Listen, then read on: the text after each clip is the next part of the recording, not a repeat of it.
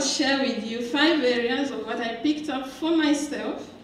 I wouldn't assume you'd have picked up the same elements. But I'll also ask you to speak with your neighbor and reflect what for you are these elements that you bring back from this journey to your own local space in which you participate as Kairos or not as Kairos, but are your energizing spaces in which you struggle for justice, human rights, dignity, and peace. So the first thing for me is that as a justice-seeking movement rooted in God's promise that all will have life and have it abundantly, we are called to work in partnership with those who suffer most from the systemic injustice in our communities and around the world. Here we have been blessed by the presence of global partners who have shared generously of their time to be with us, and I know that, I've done that before. We've been blessed with the First Nations peoples' presence, story, teachings. We've been blessed by the presence of generations crisscrossing in this room and sharing wisdom with one another.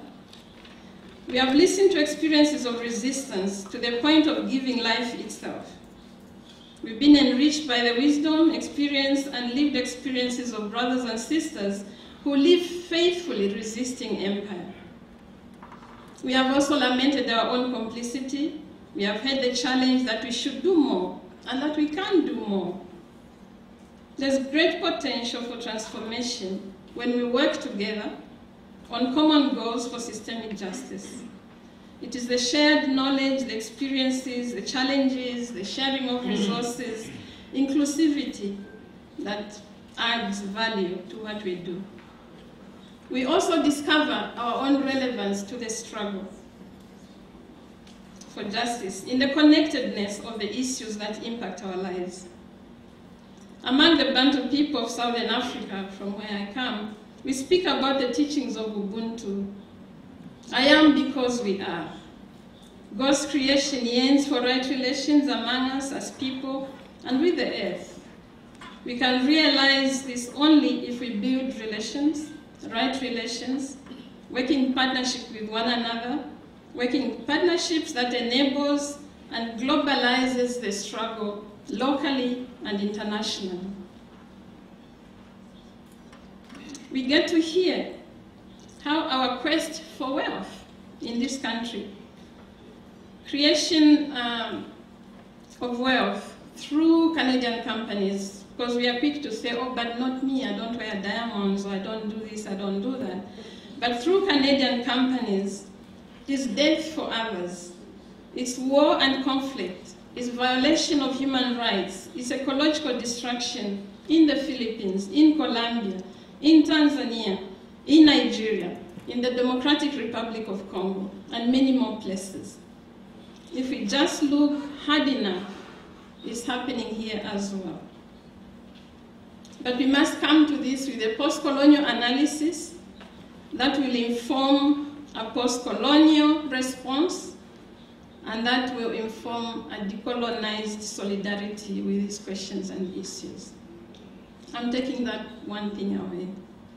The second thing is that as a justice-seeking movement rooted in God's promise that all will have life and have it abundantly, we've been challenged by Ched Myers to recover the church as a movement, and maybe to recover Kairos as a movement, to live out theological courage in the places we gather as church, a movement that is awake to the propaganda of empire, and one that tells the story from the underside of history. This is a hopeful challenge to take away from here. For many of us, this is the movement we want to be part of. This is the church we would like to go to tomorrow morning when we return.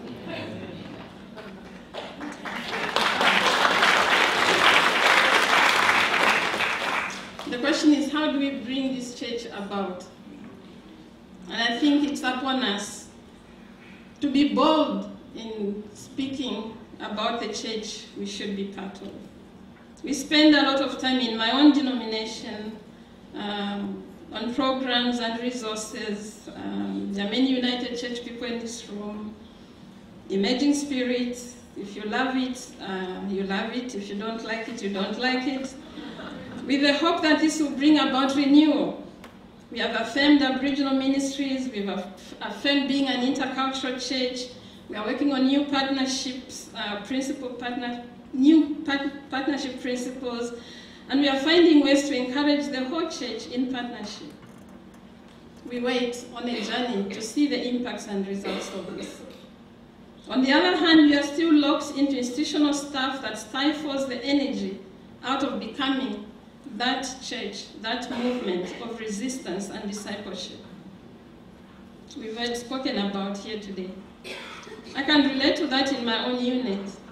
I would like that my church become a movement that's not afraid to speak out boldly on issues and questions.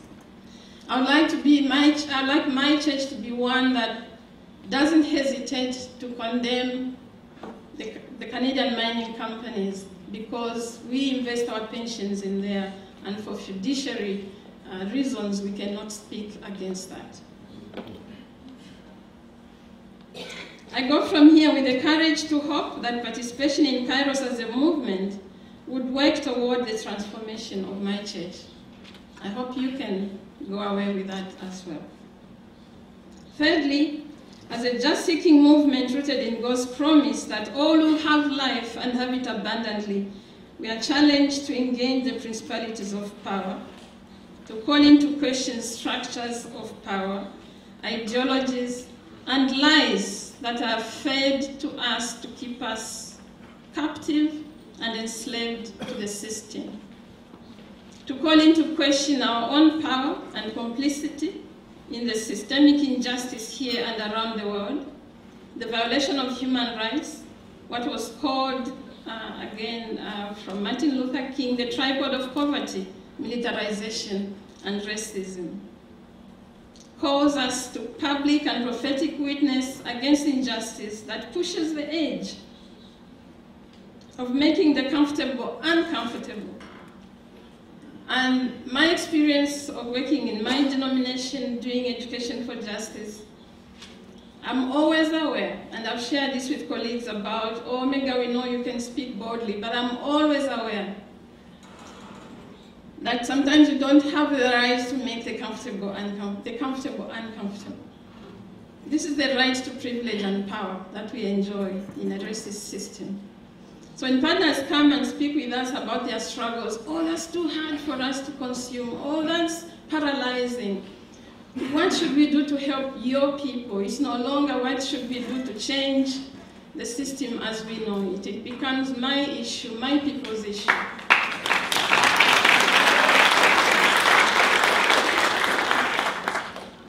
But we need to move into that space that if we are calling to challenge powers and principalities, it applies to ourselves as well, to shift. That's the only way we could do that with credibility. That's the only way we can move beyond the balance question. Complexity, oh, it's too complex, it's not so simple. The political correctness, the fiduciary concerns with regard to our investments, and many more. So we become blocks to the actual process of speaking truth to power because we can't do it with our own selves. I'm going away with that. And I hope you can take that away and begin to challenge one another in this movement that we continue on this journey. We know stories of success. We heard some much more now from Sylvia, that it is possible to persevere outside the box.